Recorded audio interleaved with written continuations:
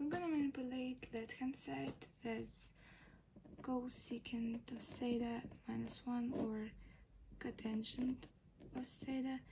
And here we're gonna use trigonometry identities, that's cosecant of theta equal to 1 over sine of theta, and cotangent of theta equal to cosine of theta over sine of theta.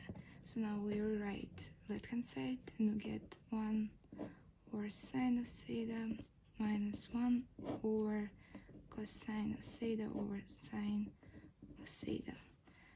So now we get a common denominator, so we have 1 minus sine of theta over sine of theta all over cosine of theta over sine of theta.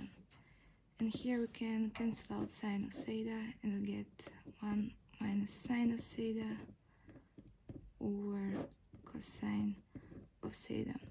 And here we're gonna multiply numerator and denominator by 1 plus sine of theta, so we get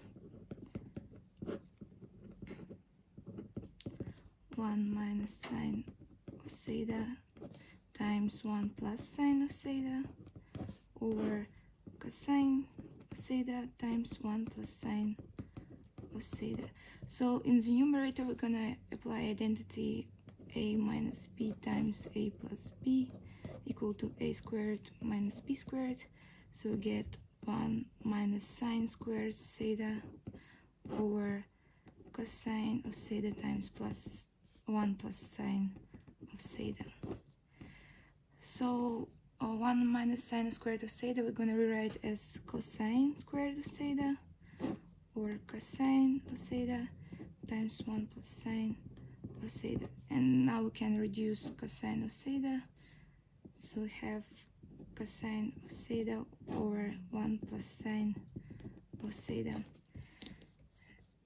And now we're gonna multiply by 1 over sine of theta, so we get cosine of theta times 1 over sine of theta in the numerator and 1 plus sine of theta times 1 over sine of theta in the denominator.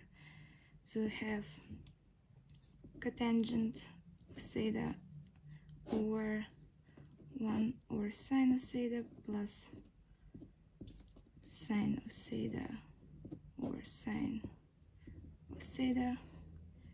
And now we have cotangent of theta over 1 over sine of theta is cosecant of theta plus 1. So we get right hand side of identity, so identity is proved.